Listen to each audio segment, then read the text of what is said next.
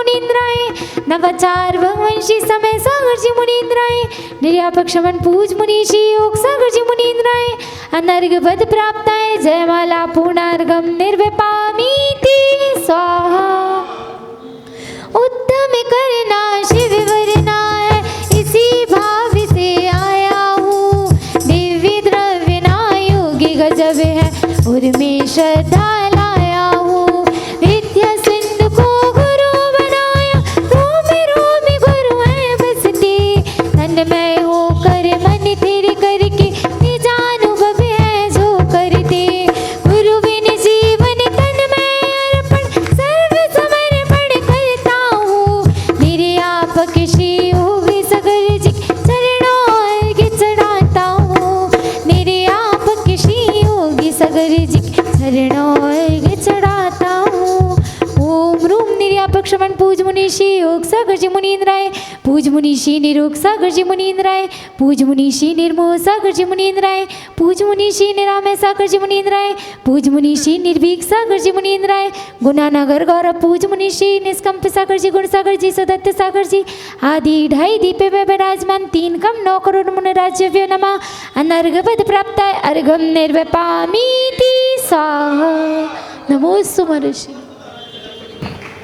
बोलो कुंडलपुर के बड़े बाबा की, गुना के अतिशयकारी पारसनाथ भगवान की, आचार्य भगवान विद्यासागर जी समय सागर जी पूज्य योग सागर जी महाराज की, साक्षात विराजमान पूज्य मुनि श्री निर्मोह सागर जी महाराज की, संभवनाथ भगवान की, भगवान के जन्म कल्याणक महोत्सव की। चलते हैं पूज्य महाराज श्री आचार्य महाराज के दीप प्रज्वलन करने के लिए। हर आदरणीय श्री महेंद्र कुमार जी मुंगावली, पूर्व महामंत्री जी विजय कुमार जी विजय ब्यूटी जी और राजू बारदाना जी कृपया पहुंचेंगे और दीप प्रज्वलन करने का सौभाग्य प्राप्त करेंगे। शीघ्रता से श्रीमती महेंद्र कुमार जी बांजल बह भी आ जाएं और शीघ्रता से सहस्त्र दान करने का भी सौभाग्य प्राप्त करें। आज शुक्ल पक्ष कार्तिक मास के शुक्ल पक्ष की पूर्णमासी है। धन्य बोलो अष्टानिका महापर्व की, नंदीश्वर द्वीप स्थित बावन जिन चैत्यालयों की। चलते हैं सहस्त्र दान करने के लिए भी हमारे अतिथिगण सहस्त्र दान करेंगे। अंतर्ज्ञानी की ज्योत जला दो, अंतर्ज्ञानी की ज्योत जला दो, ज्ञान के सागर विद्या सागर, ज्ञान के सागर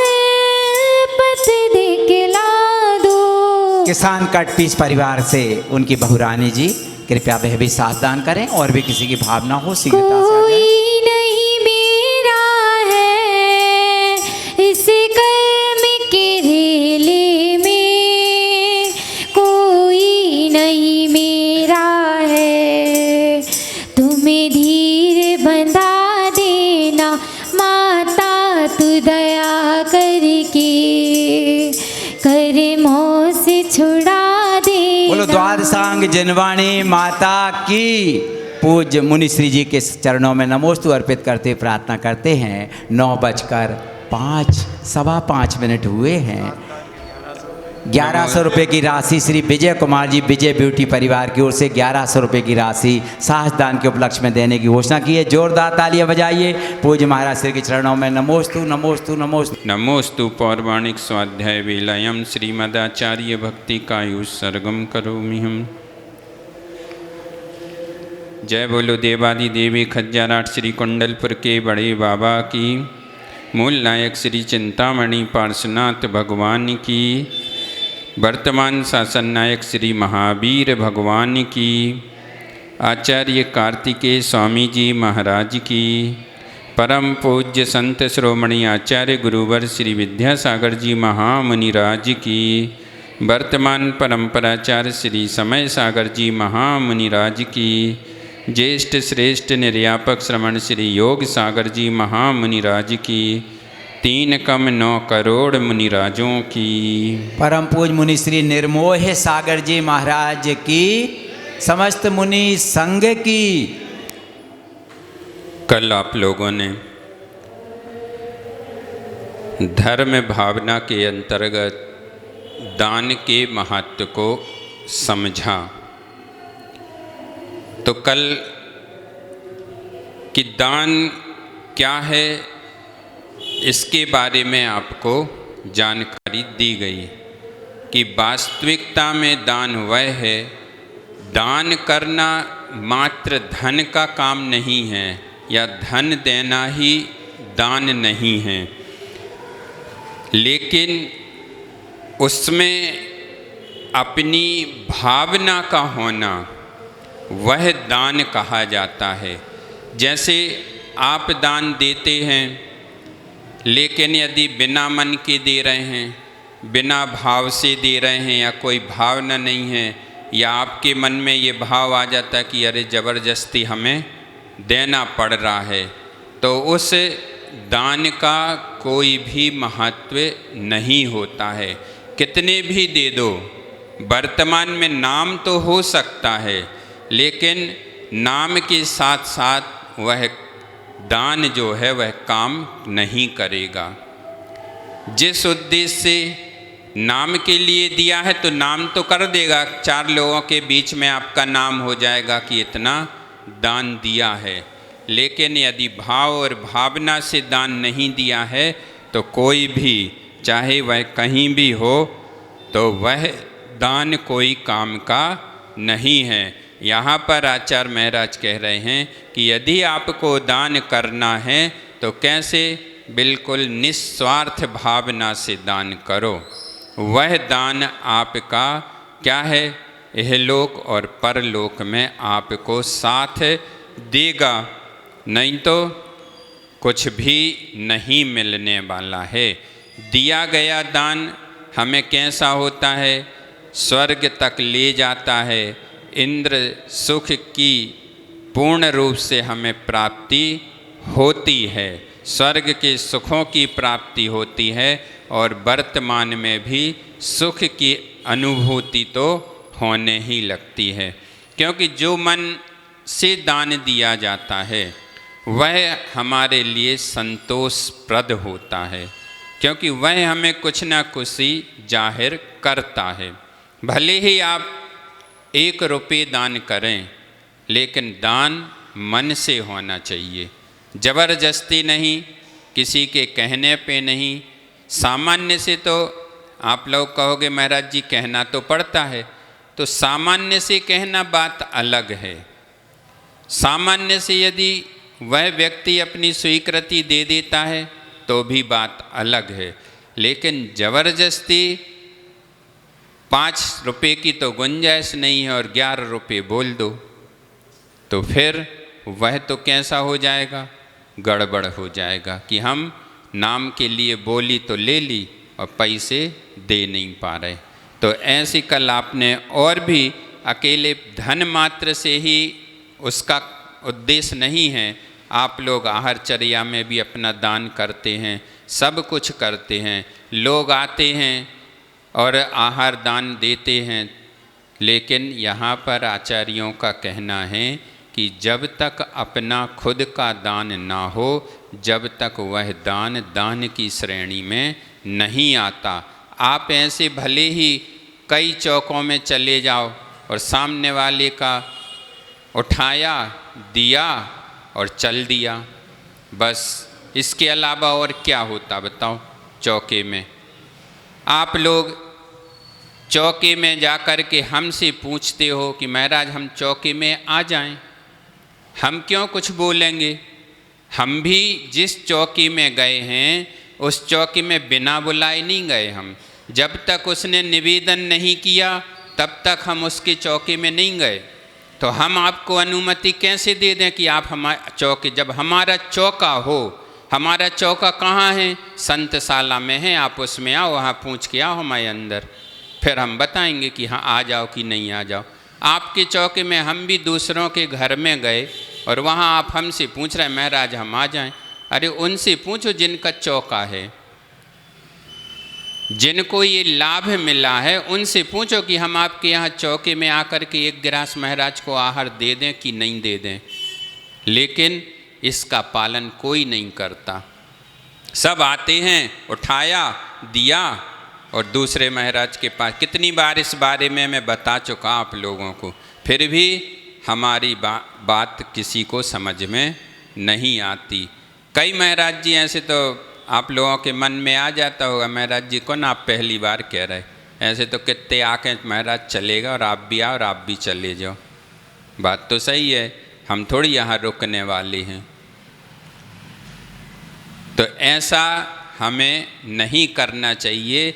यदि हमें दान का वास्तविक फल लेना है, उसका यदि पूर्ण रूप से हमें फल चाहिए है, और कि हमारा मन भी प्रशस्त हो, तन भी प्रशस्त हो और वचन भी प्रशस्त हो, तो हमें अपनी बुद्धि और विवेक से काम लेकर के ही दान देना चाहिए।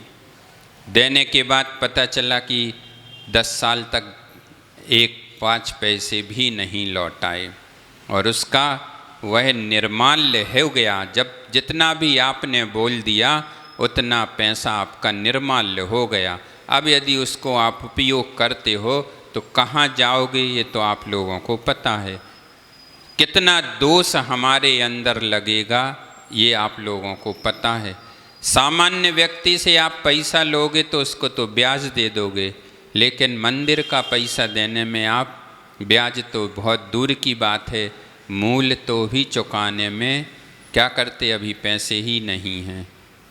मकान की मकान बिल्डिंगें बन गईं, लेकिन मंदिर का पैसा देने में पैसा नहीं है हमारे पास। ये भाव जो होते हैं ना, ये भाव बहुत गड़बड़ हैं। यही भाव हमें इस संसार में और दुख देने वाले हैं, दुखी करते रहते। फिर अपन महाराज के पास जाते हैं, भगवान के पास जा कर के रोते हैं कि भगवान हमें ऐसा हो गया, वैसा हो गया। तो कभी हमने ये बात सोची कि हमने कैसा किया? ये बात कभी कोई भी अपने मन में थोड़ा सा भी चिंतन नहीं करता कि हमने क्या किया, हम क्यों आज ये स्थिति आई कि हमें ऐसे दुखों को भोगना पड़ रहा।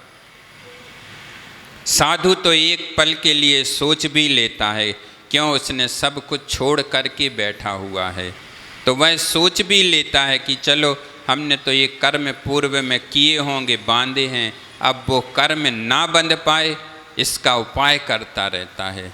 लेकिन सामान्य श्रावक तो और उसी में लिप्त होता चला जाता है। तो हमें कल जो आपको बताया गया होगा, यही बात बताई होगी कि हमें दान देना है। दान देते समय पात्र भी कैसे कैसे पात्रों को हमें दान देना है, उस दान का फल क्या है, यह सब आपको बहुत, और वैसे भी आप लोगों को तो बहुत जानकारी में है ही।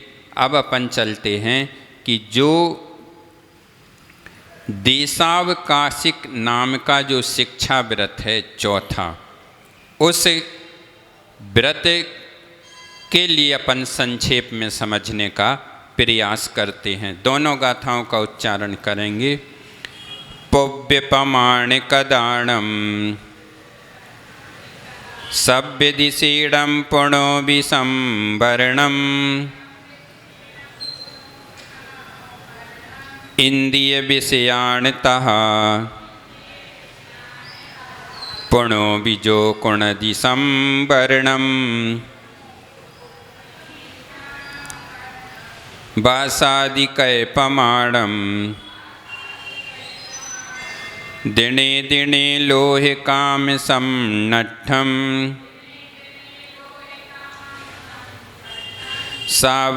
सावज्यमज्जनट्ठम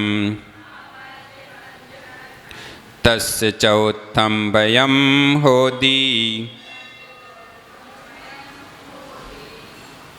अब यहाँ पर क्या कह रहे हैं? इसमें आपको यह बताया जा रहा है कि जो व्यक्ति स्वार्थ और फल की इच्छा को त्याग करके भक्ति और श्रद्धा से योग्य पात्र को दान देता है, वह वास्तव में क्या है? इंद्र के समान सुखदायी और उत्तम पद को प्राप्त करता है। यानी यहाँ पर अभी जो आपको बताया गया तो यही बताया जा रहा है। इसमें भी क्या कह रहे हैं कि नहीं, इसका तो ये गलत है अर्थ।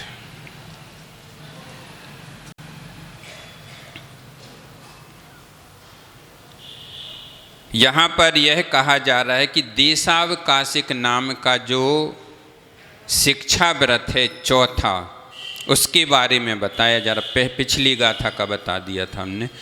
तो यहाँ पर यह कह रहे हैं कि देशावकाशिक शिक्षा व्रत जो है वह क्या है। तो यहाँ पर कह रहे हैं कि जो दिग्व्रत में या जो अपन ने पूर्व में नियम को बांध करके रखा है, जैसे आपने अपने जीवन में क्या नियम ले लिया कि हम इस गुनाह के बाहर जीवन पर्यंत नहीं जाएंगे, है ना। तो ये दिग्व्रतों के अंदर दिशाओं का हमने क्या कर लिया, बंधन कर लिया। हर चीज़ का बंधन कर लिया, भोग उपभोग की वस्तुओं का बंधन कर लिया, और भी जो वस्तुएं हैं उन सब के बारे में हमने सोच लिया, और प्रतिदिन के लिए भी कुछ बंधन कर लिया। लेकिन यहाँ पर आचार्य महाराज कह रहे हैं कि आपने जो भी बंधन किया है, आजीवन पर्यंत भी बंधन कर लिया है कि हम यहाँ इस गुनाह के बाहर कभी भी अपने जीवन में कभी भी कदम नहीं रखेंगे। तो यहाँ पर आचार्य महाराज ये कह रहे हैं कि उसमें भी अब आपने क्या कर लिया, उसमें भी एक सीमा और बना ली। कैसे? अभी तक हम कहाँ तक जा रहे थे, गुनाह के बाहर नहीं जाएंगे, अभी तक हमारा ये नियम था। अब हमने क्या नियम कर लिया कि हम अपने घर से लेकर के मंदिर तक ही आएंगे, और यदि कोई वहाँ पर सभा चल रही होगी तो उसमें बैठेंगे, इसके बाद हम कहीं भी नहीं जाएंगे, सीधे घर पर ही आएंगे। तो ये क्या हो गया, उस बंधन में जो हमने बांधा था उसमें तो पुण्य हमें मिल ही रहा था, लेकिन यहाँ पर हमने और उत्कृष्ट पुण्य का क्या कर ली, मर्यादा कर ली, पुण्य बांध लिया कि अब हमें जो दोष इस गुनाह से बाहर तक जाने में लग रहे थे, सीमा तक जाने में लग रहे थे, अब हमने उनको और भी समेट लिया। अब जो हिंसा वहाँ तक जाने में होने थी, अब वो हिंसा हमारी कहाँ तक समेट के रह गई, मंदिर से घर तक के बीच में जो भी दोष लगेंगे मात्र वहीं तक सीमा रह गई। तो ऐसे ही यहाँ पर इन दोनों गाथाओं के माध्यम से आपको यही समझाया जा रहा है कि आप अपने नियमों में जो भोग और उपभोग की चीज़ें हैं उनमें भी आप क्या कर लो, और दिन प्रतिदिन क्या कर लो, मर्यादा कर लो। कैसे? जैसे आपको अभी बता दिया कि अब जैसे मान लो ये भी मर्यादा आप कर सकते हो कि यहाँ 1 घंटे आपको यहाँ पर बैठना है, तो आपने मन में संकल्प कर लिया कि हम इस सभा से उठ कर के चाहे कुछ भी हो जाए, जब तक नहीं जाएंगे जब तक सभा चलेगी, हम पूरा उपदेश सुन करके ही यहाँ से प्रस्थान करेंगे। तो ये क्या हो गया, एक सीमा बन गई कि अब हमें और जो दोष लगने थे उन सभी प्रकार के दोषों से हमने अपने आप को बचा लिया। ये मात्र अपने आप को बचाने का प्रयास है, दूसरे को नहीं, कोई दूसरे से कुछ होने वाला भी नहीं है। तो यहाँ पर उन व्रतों में भी और सीमा का बंधन कर लेना, कम से कम उसमें और मर्यादा कर लेनी कि अब हमारा इतना ही रहेगा। जैसे भोगोपभोग में कैसे, जैसे आप प्रतिदिन भोजन करते हैं और प्रतिदिन का आपका नियम है कि हम 4 रोटी खाएंगे या 5 रोटी खाएंगे, 10 प्रकार की सब्जियां खाएंगे, इतनी प्रकार का हम ये सामान लेंगे। तो ऐसे ही इसमें क्या बंधन कर लेना कि आज से हम 4 रोटी जो खाते थे या 5 जो खाते थे, उसमें से हम आधी रोटी और कम खाएंगे। तो ये भी आप ये मत समझो कि आधी रोटी में भी क्या बंधन हुआ। कम अपन ने जो भूख लगी थी उस भूख की मर्यादा को थोड़ा सा और कम कर दिया। आधी रोटी का 1 गिलास, आचार्य महाराज कहते हैं जघन्य में यदि मान लो आपको क्या करना है, ऊनोदर करना है, तो आचार्य महाराज कहते 1 गिलास कम खा के आ जाओ। ऊनोदर कैसा जघन्य वाली स्थिति में आ जाएगा। 1 अंजलि पानी कम पी करके आ जाओ तो आपका जघन्य में आ जाएगा।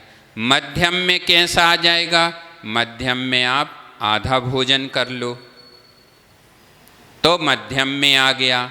और उत्कृष्ट की श्रेणी में यदि आप जाओगे तो आचार्य महाराज कहते हैं कुछ नहीं, आप अंजलि में पानी लो और 1 अंजलि लगा के मुंह में लगा लो और बैठ जाओ, वो उत्कृष्ट में आ गया। ये भी ऊनोदर है, आप ये नहीं समझना कि ये ऊनोदर नहीं है। क्यों? क्योंकि हम आहार लेने तो गए थे, आहार के तो हमारे भाव थे, लेकिन हमारा नियम था कि आज हमें ऊनोदर करना है और उत्कृष्ट ऊनोदर करना है। तो उस उत्कृष्ट ऊनोदर की श्रेणी में वह आएगा। तो यहाँ पर हमारा क्या हो गया, उसकी दिन प्रतिदिन के हिसाब से हमारे भोजन की भी मर्यादा हो गई। हर चीज़ में कंट्रोल कर लिया हमने, भोजन में भी कर लिया, पानी पीने में भी कर लिया, और कई प्रकार के हर चीज़ों में हमने अपना कंट्रोल कर लिया। तो ये एक क्या हो गई, मर्यादा हो गई। तो ये व्रत यदि आप हमेशा के लिए नहीं ले पाते हैं तो आचार्य महाराज कहते हैं कि इस शिक्षा व्रत के अंतर्गत ये जो देशावकाश 4 नंबर का व्रत है, उस व्रत में आप अपनी सीमा को बना लो कि आज हम इतनी चीज़ लेंगे। आज हम 10 हरी खाते थे, 10 हरी में से आज हम 2 ही हरी लेंगे, 3 हरी लेंगे। इतना जो हमने अपना नियम बना लिया तो उसमें आपके पुण्य में और ज़्यादा वृद्धि होने लग गई। तो ये क्या है, यही है देशावकाशिक शिक्षा व्रत, यह कहलाता है। मान लो हमने सोच लिया कि हम यहाँ पर बैठे हैं और यहाँ से ऊपर नहीं जाएंगे, तो ये भी हमारी एक मर्यादा हो गई। अब हमें कितने ऊपर तक जाने में जो दोष लगना थे, उन सभी दोषों से हम यहाँ बैठे बैठे बच गए। मान लो हमने उपवास कर लिया, सोच कर के बैठ गए, चाहे कुछ भी हो जाए, कितनी भी विघ्न बाधा आ जाए, चाहे लघु शंका की इच्छा हो जाए, चाहे कुछ भी हो जाए, हम इस पाटे से 10 घंटे नहीं उठेंगे, नहीं उठेंगे तो नहीं उठेंगे। तो ये क्या हो गई, हमारी एक मर्यादा हो गई। रात को जब आप सोने लगते हैं, आप अपनी एक सीमा बना लो कि हम सुबह 6 बजे तक इस पलंग को छोड़कर, हमारे पास कोई भी परिग्रह नहीं है, किसी भी प्रकार का परिग्रह हमारे पास नहीं रहेगा, सबका त्याग कर दिया। मात्र कितना दोष लगेगा, जितनी उस पलंग की सीमा है, जिस पलंग पर आप लेटे हुए हैं या बैठे हुए हैं, उतनी ही जमीन और उतना ही पलंग की हमारे पास क्या हो गई, एक मर्यादा हो गई कि इसके अलावा हमारे पास कुछ नहीं है। आचार्य कहते हैं कि यदि रात में आपको कोई समस्या हो गई उसी समय, तो कम से कम एक त्याग के साथ तो आपका मरण हुआ। उसमें भी आप ये मत सोचो कि हम कहाँ जाएंगे, उसमें भी आपको स्वर्ग तक तो पहुँच सकते हो।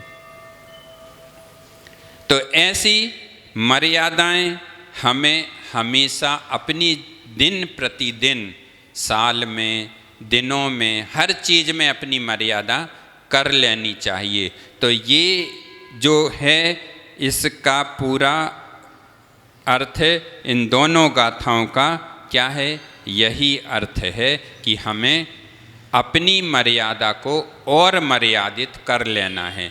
जितनी सीमा हमने बांधी है उस सीमा को भी और कम कर लेना है। वही देशावकाशिक नाम का व्रत है। एक बार की बात है कि एक सेठ जी थे। अब उनके पास धन पैसा जायदाद सब कुछ बहुत था, बहुत मात्रा में था, और प्रतिदिन खाने के लिए नया नया चाहिए, नया नया भोजन चाहिए, कोई भी मर्यादा नहीं थी। दिन में कितनी बार भी हमें खाना, कितनी बार हमें अपने वस्त्र बदलना, नए नए वस्त्र पहनना उनको बहुत शौक़ था। ऐसा करते करते उनका जीवन निकलने लगा, निकलता जा रहा था। एक बार क्या हुआ कि ऐसे ही सभा चल रही थी जिसमें मुनि महाराज अपना उपदेश दे रहे थे, और उनका वहाँ से निकलना हुआ। और उसी समय किसी व्यक्ति ने महाराज से पूछ लिया कि महाराज, हम आपने ये कहा कि एक सीमा बांध लो, ये कर लो, लेकिन हम अपने परिग्रह को कैसे कम कर सकते हैं? पूर्ण रूप से हम नहीं छोड़ सकते, लेकिन कुछ मात्रा में हमें ऐसी कोई विधि बता दो ताकि हम भी अपना कुछ कुछ तो पुण्य इकट्ठा कर सकें। तो उन महाराज के मुख से यही बात चल रही थी कि आप यदि लंबे समय तक कोई त्याग नहीं कर पाते हैं तो कुछ दिन का, कुछ घंटे का समय लेकर भी अपने जीवन को आगे बढ़ा सकते हैं और पुण्य बढ़ा सकते हैं। तो उन्होंने कहा कैसे कर सकते हैं? तो वह यही बात उनको बता रहे थे, और वहीं से सेठ जी का निकलना हुआ। तो सेठ जी के कान में वो बात पड़ गई कि प्रतिदिन बात चली कि जितने वस्त्र हम दिन में 10 बार वस्त्र बदलते हैं, दिन में 10 बार हम भोजन कर रहे, कुछ ना कुछ खाते रहते हैं। तो यही बात उनके कान में पड़ गई, और वह कान में जब बात पड़ी, जा रहे थे अपने व्यापार के लिए, लेकिन दिमाग में वो बात, उनके दिमाग में वो घूमने लग गई कि महाराज ने ऐसा कहा और ये काम तो हम प्रतिदिन घर से निकले कपड़े चेंज, मंदिर से मंदिर के लिए आए कपड़े चेंज, फिर दुकान पर जाना फिर कपड़े चेंज, फिर घर गए फिर कपड़े बदल लिए। दिन भर में हम कितने प्रकार के वस्त्रों का उपयोग करते रहते हैं बिना प्रयोजन के। एक वस्त्र से भी हमारा काम चल सकता था, लेकिन हमने 10 बार उसको बदला। अब वह बात उन सेठ जी के दिमाग में घूमने लग जाती है, और वह सोचते हैं कि मैं खाता भी बहुत हूँ, दिन भर कुछ ना कुछ मुँह चलता ही रहता है, कितना खाता हूँ इसकी कोई सीमा नहीं है।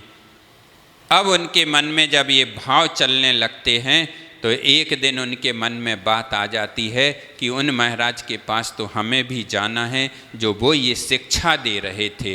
क्यों? इससे वो भी ये महसूस कर रहे थे कि ऐसा करने के बाद भी हमारा शरीर साथ नहीं दे रहा, खा भी रहे हैं फिर भी साथ नहीं दे रहा, सब कुछ कर रहे, दवाई भी खिला रहे, ताकत की दवाई भी दे रहे, फिर भी साथ नहीं दे रहा। तो वह उन मुनि महाराज के पास जाते हैं और उनके पास जाकर के निवेदन करते कि महाराज, आपने एक दिन आपके प्रवचन में हमारे कान में ऐसी ऐसी बात पड़ी थी, तो उसका हम कैसे अपने आप को समेट सकते हैं। तो उन्होंने उन सेठ जी को पूरी विधि बता दी, और विधि बताने के बाद सेठ जी को बहुत आनंद का अनुभव हुआ कि हम अपने जीवन में छोटे छोटे व्रतों के माध्यम से भी ऐसा पुण्य कमा सकते हैं। और वह अपने घर पर वापस गए तो आज उनकी जो थाली लगी हुई थी, उनको जो आज थाली में खाने में परोसा गया था, उसमें से अपनी पत्नी से वो बोलते हैं कि आज इसमें से ये वस्तु अलग कर दो, आज इसमें से ये वस्तु अलग कर दो। अब वो सेठानी आश्चर्य में, अभी तो क्या था, कल शाम तक तो ये चल रहा था कि यदि एक चीज़ भी ना दें तो चिल्लाना हो जाता था, डांटने लगते थे, ज़ोर ज़ोर से अपशब्द बोलने लगते थे, और आज ऐसा परिवर्तन क्यों? तो सेठानी ने बहुत हिम्मत करके सेठ जी से पूछ ही लिया, क्योंकि देखो हर स्वाभाविक बात है, हर घर में ऐसा होता कि आपका बेटा 4 रोटी खा रहा हो और 2 खाए, तो आपके मन में शंका तो होती कि 2 रोटी क्यों खा रहे भैया, 4 ही खाओ ना, क्या बात है, भूख नहीं लग रही, तबीयत खराब है, क्या हो गया।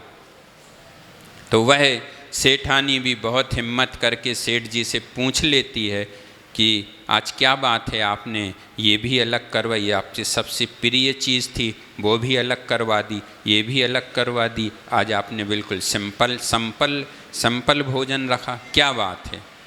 तो वह सेठ जी कहते हैं कि बात कुछ भी नहीं है, अब बात हमारी समझ में आ गई है कि मैं बीमार क्यों हूँ, मेरा मन जो है वो विचलित क्यों है। तो सेठानी ने पूछा कि ऐसी क्या बात हो गई, किसने आपको ऐसे, कौन से डॉक्टर ने क्या बता दिया, कौन सी बीमारी हो गई।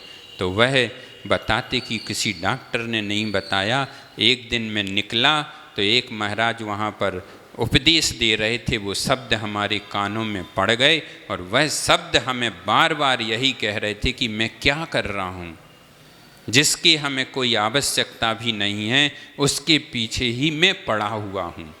तो वह सेठानी को सब बता देते हैं और कहते हैं कि आज से मैंने उन मुनि महाराज के पास जाकर के संकल्प कर लिया है कि भले ही हम जीवन पर्यंत कोई चीज़ नहीं छोड़ेंगे, लेकिन एक समय की सीमा में उस चीज़ को त्याग करके हम भी एक पुण्य का बंध कर सकते हैं, पुण्य कमा सकते हैं।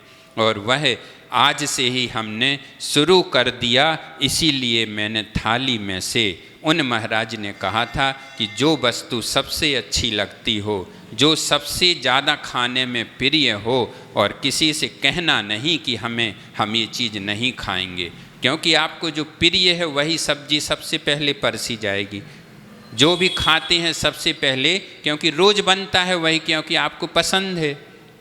तो उन्होंने कहा कि वही वस्तु, इसीलिए आज हमने, सेठानी ने कहा कि आप हमें बता देते तो हम अपने हिसाब से काम करते, तो उन्होंने कहा नहीं, ऐसे में हमारे पुण्य में कमी आ जाती।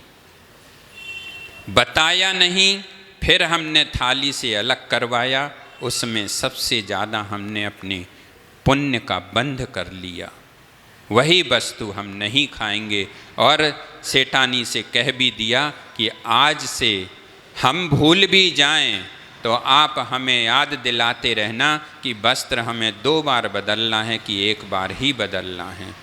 सेठानी बहुत प्रसन्न, क्यों, सेठानी बहुत परेशान थी कि सेठ जी से हम तो कहते रहते तो मानते नहीं हैं, और आज महाराज जी ने समझा दिया, बात उनकी समझ में आ गई और उन्होंने वैसा करना प्रारंभ कर दिया। तो उनके जीवन में एक दिन ऐसा आ गया कि उन्होंने अपने आप को इतना संयमित कर लिया और इतना संयमित कर लिया, और इतने सब प्रकार के रोगों से क्या हो गए, दूर हो गए, सभी रोगों से वह छूटने लग गए।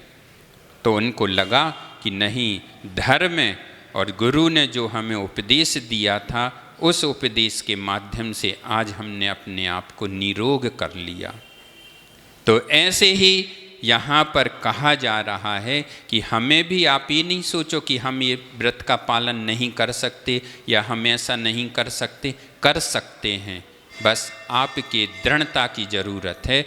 आपको अपने अंदर वो भाव बना के रखना है कि हमें ये काम करना है, बस इतना त्याग हमें करना है। तो यहाँ पर हमें क्या करना है, ऐसे ही भाव बनाना है कि हमें रोज़ अपनी चौके में, अपनी थाली में जो आता है, नियम लो, ये मैं नहीं कह रहा हूँ, लेकिन भाव और भावना आप कर सकते हो कि हमें इतना खाना, इतना मर्यादित खाना है, बाज़ार में हमें कब खाना है, कब नहीं खाना है। आज हमने सोच लिया कि आज हमारा बाज़ार के पानी का भी त्याग है, आज नहीं पीऊँगा, कल का नहीं है त्याग, आज का त्याग है बस। तो कम से कम पुण्य तो मिलेगा। आप लोगों ने वो भील की कहानी सुनी है कि वह एक दिन के लिए उसने कौवे का मांस का त्याग किया था, बाकी दिन मांस खाना है उसको, खुश था, लेकिन एक दिन में ही उसकी पूरी की पूरी परीक्षा हो गई। लेकिन वह अपने नियम और संकल्प में दृढ़ उतर गया। वही जीव आकर के भगवान महावीर बन गया। जीव देखो, मात्र 1 दिन का त्याग था उसका बस, और वो भी कौन सी चीज़ का था? ऐसे मांस का त्याग उसने किया था कि जो कभी खाना ही नहीं है, कभी उपयोग में ही नहीं होना। लेकिन परीक्षा कैसी हुई कि उसके बगैर उसका कोई इलाज भी नहीं था। लेकिन दृढ़ता उसके अंदर थी, सहजता उसके अंदर थी कि चाहे कुछ भी हो जाए, लेकिन हम अपने दृढ़ और व्रत में परिपक्व उतरेंगे, खरे उतरेंगे। तो वह नियम के साथ उसका मरण हुआ, जा कर के देव हो गया, और आगे चल कर के कितना पुण्य बंद कर लिया कि वर्तमान में महावीर स्वामी बन गया। ऐसा करने से होगा। तो ऐसे ही हम यदि अपने जीवन में छोटे छोटे से नियम लेते रहें, करते रहें, तो वह दिन दूर नहीं है कि जब आप उसका उपयोग ना कर पाओ। यहाँ पर श्रावकाचार में कहा जाता है कि भले ही साधु साधु बन गए, लेकिन वहाँ पर एक गाथा कही है, गृहस्थो मोक्ष मार्गस्थो निर्मोहो नैव मोहवान अनगारो ग्रही श्रेयान निर्मोहो मोहिना मुनि। यहाँ पर क्या कहा जा रहा है? यहाँ पर आचार्य महाराज कह रहे हैं कि मोहग्रस्त यदि मोक्ष मार्ग में भी स्थित है, परंतु मोह से सहित मुनि मोक्ष मार्ग में स्थित नहीं है। यदि मोह से रहित जो ग्रस्त है, उसने सब कुछ छोड़ दिया, किसी से किसी भी प्रकार का कुछ नहीं, अपने समय पर काम करना, अपने आप को संयमित कर लिया उसने, तो वह भी मुनि से कम नहीं है। सामायिक करता है, प्रतिक्रमण कर रहा है, पूरे नियमों का बाकायदा पालन कर रहा है, तो वह एक मुनि से कम नहीं है। वह असंख्यात गुणी निर्जरा कर रहा है। लेकिन यदि एक मुनि महाराज सब कुछ छोड़ करके यहाँ पर बैठे हैं, अपने अंदर उन 28 मूल गुणों को धारण करके भी बैठे हैं, लेकिन यहाँ पर बैठने के बाद भी यदि हमारे अंदर क्या है, मोह से हम डूबे हुए हैं, मोह में ही पड़े हुए हैं, तो उससे अच्छा आचार्य समंत भद्र स्वामी ने कहा कि उनसे, मुनि महाराज से तो अच्छा वह निर्मोही श्रावक बहुत अच्छा है। कम से कम वह अपने नियमों का पालन करते हुए और पूर्ण रूप से संकल्पित होकर के व्रतों का दृढ़ता से पालन कर रहा है। इतनी बड़ी उपमा दी गई है गृहस्थ श्रावक को भी। तो गृहस्थ श्रावक कभी ये ना समझे कि हम ये नहीं कर सकते, वो नहीं कर सकते। करना चाहो तो सब कर सकते हो, बस एक दृढ़ और अपने मन को, अपने मानस को तैयार करने की आवश्यकता आपको है। बस जीवन बहुत अच्छा निकल सकता है। तो ऐसे ही हमें क्या करना है, यही काम करना है। नहीं बन पाए मुनि, कोई बात नहीं, कोई बड़ी बात थोड़ी ना है, नहीं बन पाए तो नहीं है शक्ति, नहीं बन पाए, लेकिन छोटे छोटे से नियमों का इन गाथाओं के माध्यम से आपको जो बताया जा रहा है, उस गाथाओं के माध्यम से तो आप अपने जीवन को आगे बढ़ा सकते हो। पुण्य कहाँ से इकट्ठा होगा? यहीं से तो होगा इकट्ठा। छोटे छोटे से नियम लेकर के जब हम करेंगे, तो हमारे जीवन में एक दिन वो दिन भी आ जाएगा कि जब हम भी ऐसे अपने आप को संयमित पूर्ण रूप से करके अपने जीवन को सफल कर लेंगे। तो अभी से जब हम प्रयास करेंगे तब होगा। जैसे बच्चा पहली क्लास में गया, अब कुछ नहीं आ रहा, कुछ नहीं आ रहा, कुछ नहीं आ रहा। यदि वो उसको आप प्रयास नहीं करवाओगे, उसके अंदर आप ये भावना नहीं भरोगे कि बेटा पढ़ो, आएगा आएगा, सब आएगा।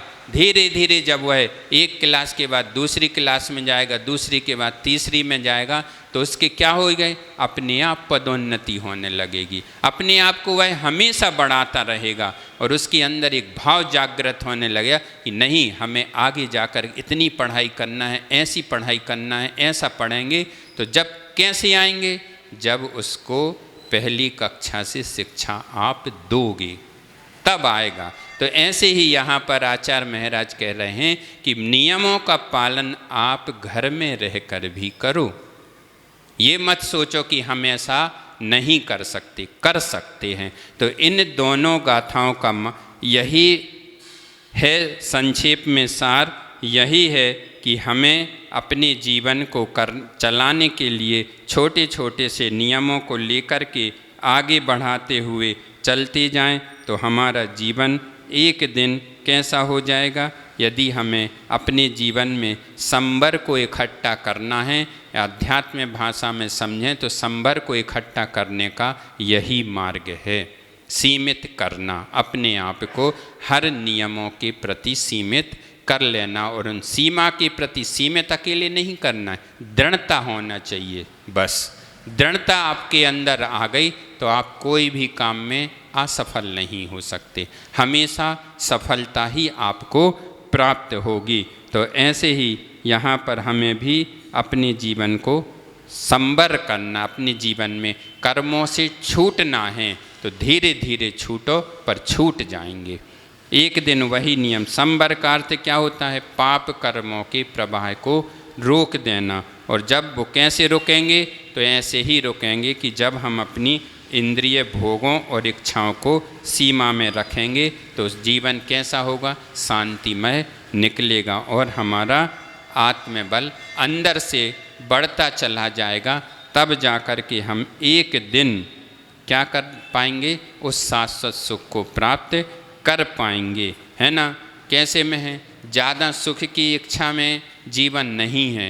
आचार्य महाराज कहते जीवन कहाँ पर है, तो जीवन को मर्यादित करने में ही अपना जीवन है, वही जीवन का लक्ष्य होना चाहिए। तो इन दोनों गाथाओं के माध्यम से आपको संक्षेप में यही समझाने का प्रयास किया गया है कि हर जगह इस चीज़ को हर जगह करना है। ऐसे नहीं कि कहीं भरे भोजन पे और उस पे ही घटा लो, भोगों में भी घटा लेना है और उपभोग में भी, जो अपन उपयोग कर रहे हैं उन सामानों में भी घटा लेना, हर चीज़ में घटा लो अपनी जीवन। बस अपनी जीवन को परखने का प्रयास करो तो आपका जीवन भी स्वर्णमयी, उन कैसे एक जैसे हीरा चमकता है ना, है ना, कितनी भी काले में रहे, कितने भी कहीं भी रहे, लेकिन चमकता ज़रूर है वो। तो ऐसे ही यदि हम आज हमारे अंदर जो मल इकट्ठा हो गया है, जो मल रूपी आवरण चढ़ा हुआ है, यदि हम उसको हटाना चाहें तो हमारी आत्मा भी एक दिन निखर के आपके सामने प्रकट हो जाएगी। और उस उस आत्मा को प्रकट करने के लिए आपको एक दीपक की लौ जलाने की आवश्यकता है। और वह जला तो आपको कोई भी साधु देगा, लेकिन उसको बनाए रखना है, उसको ढाक के रखना है, ताकि हवा का झोंका भी आए तो उससे वह बुझ ना पाए, जलती रहे। भले ही टिम टिम जले पर जलती रहे। यदि वह टिम टिम भी जलती रही तो भी हमारा कल्याण हो सकता है। एक दिन हम उसको पूर्ण रूप से प्रकट फिर कर ही लेंगे। तो इन दोनों के माध्यम से, इस दोनों गाथाओं के माध्यम से यही शिक्षा आपको दी जा रही है और यही बात आपको कही गई है। आगे की गाथा पढ़ते हैं। बारस बाएहिम जोत्तो सल्लीहणम जो कुणे दियो बिसंतो सो सुर सोखम पाविये कमेण सोखम परम लहदी। अब यहाँ पर कहा जा रहा है कि संलेखना व्रत क्या होता है, संलेखना कैसे करना चाहिए या कैसे करता है जीव। तो यहाँ पर कह रहे हैं कि जो श्रावक 12 व्रतों को पालता हुआ अंत समय में उपसम भाव से संलेखना करता है, वह स्वर्ग के सुख प्राप्त करके क्रम से उत्कृष्ट सुख को प्राप्त करता है। यानी 12 व्रतों में आपने अपने जीवन में हमेशा पालन किया, कर रहे हैं, जो भी संयमी बन रहा है थोड़े थोड़े अपने जीवन में पालन करेगा। तो 5 अणुव्रतों का आपने पालन किया और 3 गुण व्रतों का पालन किया और 4 प्रकार के शिक्षा व्रतों का। तो इनसे यानी इनसे जो संयम से पूर्वक जुड़ा हुआ और अंत समय में जो इन चीज़ों से जुड़ा रहेगा ना, तो उसका भाव कभी ये नहीं हो सकता कि हमारी ऐसे ही मौत हो जाए। जो संयम से जुड़ा होगा उसके मन में यही भाव चलेगा कि हे भगवान, अंत समय में हमारी निर्विकल्प समाधि हो जाए। हम ऐसी संलेखना को अपने जीवन में धारण कर लें, क्योंकि हमने जीवन पर्यंत छोटे छोटे से नियमों को, छोटे छोटे से व्रतों को अपने जीवन में अपनाया है। उनके माध्यम से हमने अपने जीवन को आगे बढ़ाया है। अब वह जीवन जो है गड़बड़ ना हो, उस को सुधार करने के लिए हम क्या कर लें, संयमित जीवन करके अपनी अंतिम समय को बहुत अच्छा निकाल लें, संलेखना अपने जीवन में प्राप्त कर लें। तो समझ लेना कि हमारे अंदर संलेखना भी कैसे होती है।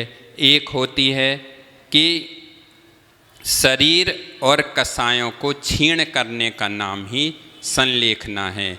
तो बाह्य संलेखना क्या हो जाती है, बाह्य संलेखना में आ जाता है शरीर धीरे धीरे क्या करना है, हमें अपने स्वादिष्ट भोजन की ओर दृढ़ता नहीं रखना है, हमें क्या करना है, उससे दूर होना है। यही बात आपको इसके पिछली गाथा में बताई गई कि इस स्थिति तक आने के लिए, इस सीढ़ी तक चढ़ने के लिए हमें क्या करना पड़ेगा, अपनी मर्यादा को और मर्यादित करना पड़ेगा। सब चीज़ों में और हमें कंट्रोल करना पड़ेगा, तब जाकर के हम इस रूप तक पहुँचेंगे। धीरे धीरे शरीर को क्रश करते चला जाना, पुष्ट नहीं करना है। पुष्ट यदि हम करेंगे तो समझ लेना कि हमारे अंदर से राग द्वेष कभी दूर नहीं हो सकता, क्योंकि भाव वही चलेंगे।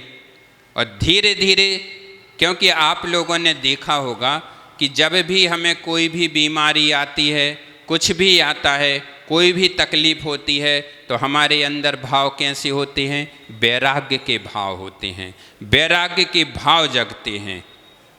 उदासीनता आती है कि ये जीवन, कुछ भी तकलीफ हुई, क्या करें, अब तो ज़िंदगी ख़त्म होने वाली, अब तो हमारे जीवन में कुछ नहीं रखा, बस यही दुख हमें भोग। आता कि नहीं आता, आप ही लोग बताओ। सबसे ज़्यादा उसी समय वैराग्य आता है। तो जैसे जैसे हम शरीर को क्रश करते चले जाएंगे, हमारी भावना वैसी वैसी पवित्र होती चली जाएगी, उस वैराग्य के भाव बढ़ते चले जाएंगे हमारे अंदर। तो ऐसे, और दूसरी क्या है, कसाय यानी अंतरंग संलेखना। तो अंतरंग से ये ले लेना है कि हमारे अंतरंग में जो कसाएं पल रही हैं, उन कसायों को अपने अंदर से दूर कर देना।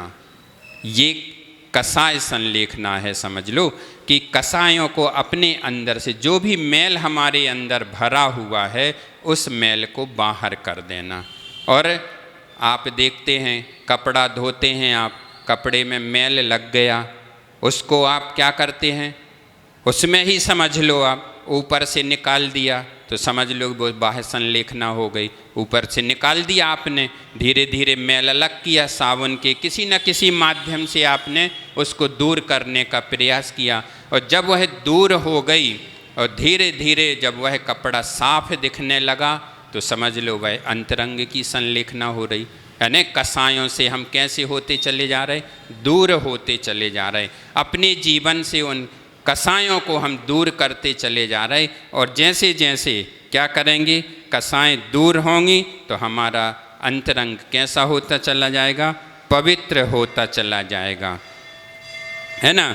और सब प्रकार से अपने क्रम से, इसका क्रम है। श्रावकाचार में आप लोगों को ये सब चीज़ें देखने पढ़ने में, और आप लोगों ने पढ़ी भी होंगी, इससे अच्छी अच्छी चीज़ें पढ़ ली होंगी, लेकिन जीवन में हम उतार नहीं पाते। तो यहाँ पर आचार्य महाराज यही कह रहे हैं कि इस गाथा में क्या कहा जा रहा है यही कहा जा रहा है कि यदि हमें अपनी आत्म शुद्धि करना है और मोक्ष की प्राप्ति करना है तो बस क्या करना है, जीवन का एक लक्ष्य बना करके कि भोग विलासों से दूर हों और सांसारिक सुख की किसी भी प्रकार की हमारे अंदर चाह ना हो। तब जा कर के हम कैसा कर पाएंगे, अपने जीवन को ऐसे ही करके संयम और व्रत से आगे बढ़ा करके क्या कर पाएंगे, उस संलेखना तक हम पहुंच पाएंगे जो हमारा अंतिम लक्ष्य है। इसमें अतिचार भी लगते हैं, आप लोगों ने तत्वार्थ सूत्र में पढ़ते हैं, जीवित मरना संसा, है ना, मित्रानुराग और सुखानुबंध निदानानी। तो ये अतिचार हैं इसके, क्योंकि क्या होता है कि संलेखना चल रही है या संलेखना के भाव हैं, लेकिन साथ में ऐसा लगता कि अभी हम और जिएं, अभी हमारी मौत ना आए, अभी हम मरण को प्राप्त ना हो, अभी तो हमें और जीना है। तो ये सब अतिचार हैं। और क्या है, मित्र हैं जो पुरानी यादें अपने अंदर चल रही, कैसी चलती रहती कि अरे वो मित्र थे हमारे, वो आ गए मान लो देखने, तो अपनी क्या होने लग गया, उनको देख करके हमारे भाव कैसे होने लगे, अपन कैसा करते थे, बचपन में खेलते थे, ऐसा खेल खेलते थे, आपने, हम जब कष्ट में थे आपने हमारा कितना सहयोग किया, तो उनके प्रति। तो इसीलिए आचार्य महाराज हमेशा कहते हैं कि जिसकी संलेखना चल रही है वहाँ ना तो परिवार वालों को जाना चाहिए, ना ऐसे व्यक्ति को नहीं जाना चाहिए जो उससे संबंध रखता हो, क्योंकि अंतिम पड़ाव पर उसके भाव पलट सकते हैं। पूरे 24 घंटे या पूरे जीवन भर जितना भी जीवन जिया हमने, सब कुछ करते करते करते करते और पता चला अंत समय में प्राण निकलने ही वाले थे, और क्या आ गया, भाव आ गया कि हमें तो हमारा मित्र कहाँ है, उसको बुला दो। ऐसा कोई भाव आ गया, हमने ऐसा किया था, या अपनी पत्नी की याद आ गई, या भाई की याद आ गई, किसी की भी अपने बच्चों की स्मरण भी हो आया, तो समझ लो कि हमारी तो पूरी मेहनत पानी में गई। तो ऐसा हमें नहीं करना है, क्योंकि जो साधक अपने जीवन में ऐसी साधना करके जीवन में यह सीढ़ी चढ़ता है, तो वह कैसे सुख का भी और आगे चलकर धीरे धीरे वह क्या कर लेता है, अपने आप में ही ज़्यादा से ज़्यादा 1 भाव 2 भाव या 7-8 भाव के अंदर अंदर वह मुक्ति को प्राप्त हो जाता है। और इसमें सबसे अच्छा उदाहरण आपको गुरुजी के अलावा किसी का उदाहरण नहीं मिल सकता है कि उन्होंने अपने जीवन में जो संलेखना धारण की तो कैसे की। उन्होंने अंदर से कसायों को भी छोड़ा और बाहर से शरीर को भी क्रश कर दिया। उनके अंदर किसी भी प्रकार का, यहाँ तक कि इतना बड़ा संग होने के बाद भी उनके मन में अपने संग के प्रति कोई भाव नहीं आया, कोई लगाव नहीं रहा। उन्होंने क्या किया, उन्होंने पूरे संग का त्याग कर दिया कि अब ये हमारा कोई भी संग नहीं है। और महाराज लोग बताते हैं कि वह ने कुछ दिन पहले से प्रत्याख्यान देना भी बंद कर दिया था। क्यों? क्योंकि वह पद का त्याग कर चुके थे। तो ये लोग, महाराज जी लोग जो थे, प्रत्याख्यान मांगते थे, तो उनका कहना था कि नहीं, अब मैं आपका आचार्य नहीं हूँ, अब मैं सामान्य मुनि हूँ, अब मैं प्रत्याख्यान आपको प्रत्याख्यान और प्रायश्चित नहीं दे सकता हूँ। तो उन्होंने जो समता के साथ, जिस भाव के साथ, जिस भाव को लेकर के वो अपने घर से निकले होंगे, उस भावना को फलीभूत करने के लिए 55 साल के पीरियड में उन्होंने दुख भी देखे होंगे, सुख भी आया होगा, सब कुछ किया, लेकिन अंतिम लक्ष्य को प्राप्त करने में वो सफल हो गए। ऐसा संयमित जीवन होता है। तो इस उद्देश्य से करना, हमें हर काम ऐसे ही करना है कि हमारे जीवन का लक्ष्य क्या होना चाहिए कि हम संलेखना पूर्वक अपने जीवन को पूर्ण करें, तब जा कर के हमारे जीवन की सफलता है और हमें जो लक्ष्य है वह प्राप्त करने में हम एक दिन सफल हो जाएंगे, ये अपने मन में भाव हमेशा रखना चाहिए। कभी भी किसी को देख करके भी किसी भी प्रकार का निदान भी हमें उस समय नहीं करना चाहिए, क्योंकि यह भी हमारे उसमें दुख का कारण बन सकता है। और हमेशा पंच परमेष्टि का स्मरण बना रहना चाहिए। आचार्य महाराज बोलते हैं कि ओम शब्द तो हमेशा ऐसा अपनी सांसों में जमा लो कि अंतिम सांस भी हम बोल भी नहीं पा रहे हों तो हमारे अंदर से जो श्वास चल रही है, आ रही है, जा रही है, आ रही है, जा रही है, तो उस श्वास में भी ओम शब्द निकलता रहे। बस यही जीवन का लक्ष्य और यही हमारा अंतिम सार है। तो इसी को ही संलेखना या समाधि मरण कहते हैं। और सुखों को श्रावक भी अच्छे से संलेखना पूर्वक मरण कर लेता है और कर सकता है। ये कभी भी आपको बार बार यही बताया जा रहा है कि आप कभी भी ये भाव मन में ना लाएं कि अब मैंने गृहस्थ जीवन अपना लिया तो अपने जीवन में मैं कुछ भी नहीं कर सकता हूँ, सब कुछ कर सकते हूँ।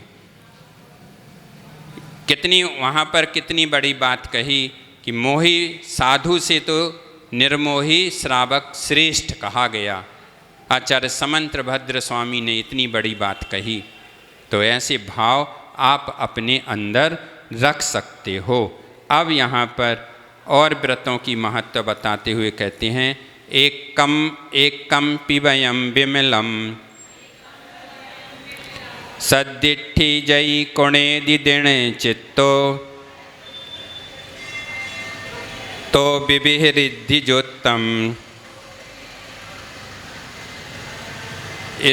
इदत्तम इंदत्तम पावये नियमा। अब यहाँ पर क्या कहा जा रहा है? यहाँ पर कह रहे हैं कि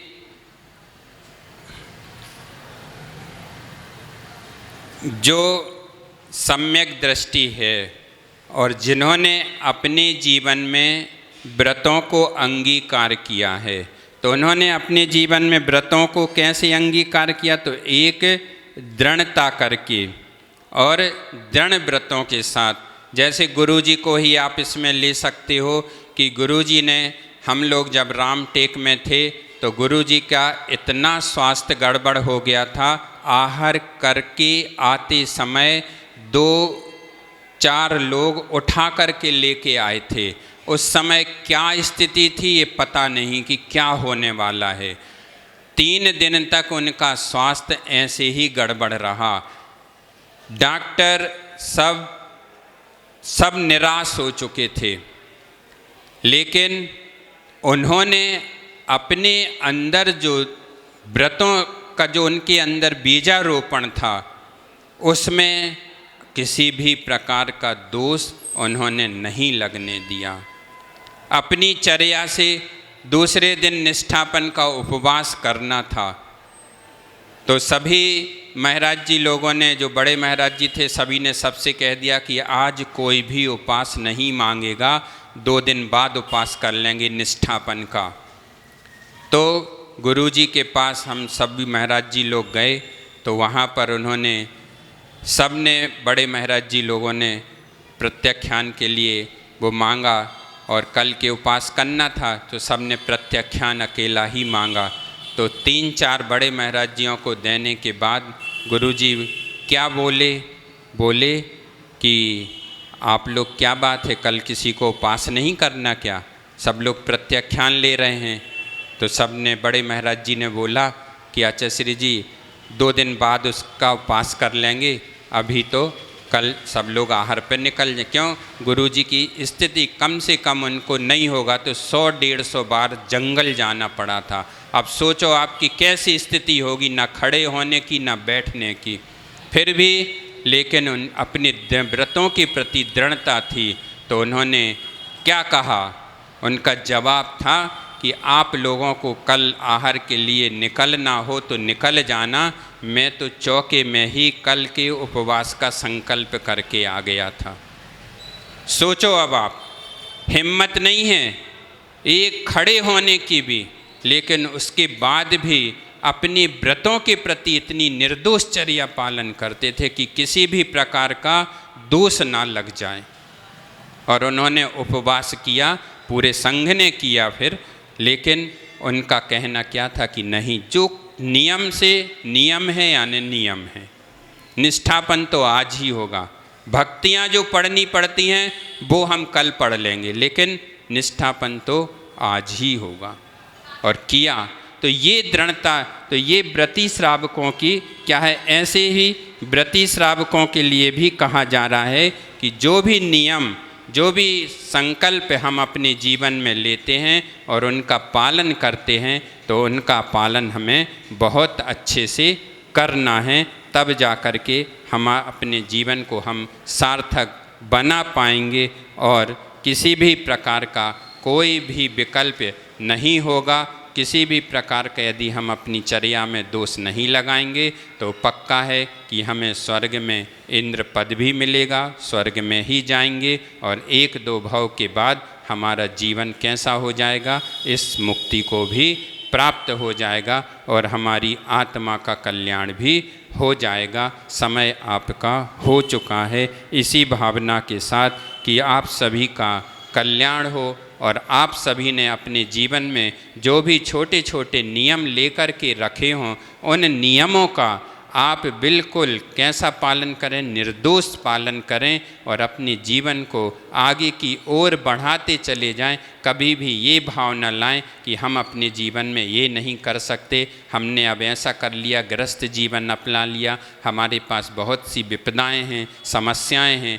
लेकिन आचार्य महाराज आपको यही समझाने का प्रयास कर रहे हैं कि समस्याओं में ही उनका समाधान ढूंढने का प्रयास आप करोगे तो आपका जीवन एक न एक दिन सफल जरूर हो जाएगा। इसीलिए उन व्रतों को दृढ़ता के साथ आप पालन करें। इसी भावना के साथ बोलिए आचार्य गुरुवर श्री विद्यासागर जी महामुनिराज की बोधि समाधि परिणाम शुद्धि स्वात्मोपलब्धि शिव सौख्य सिद्धि चिंतामणिम चिंतित वस्तुदानी त्वं वंद मानस ममास्तु देवी।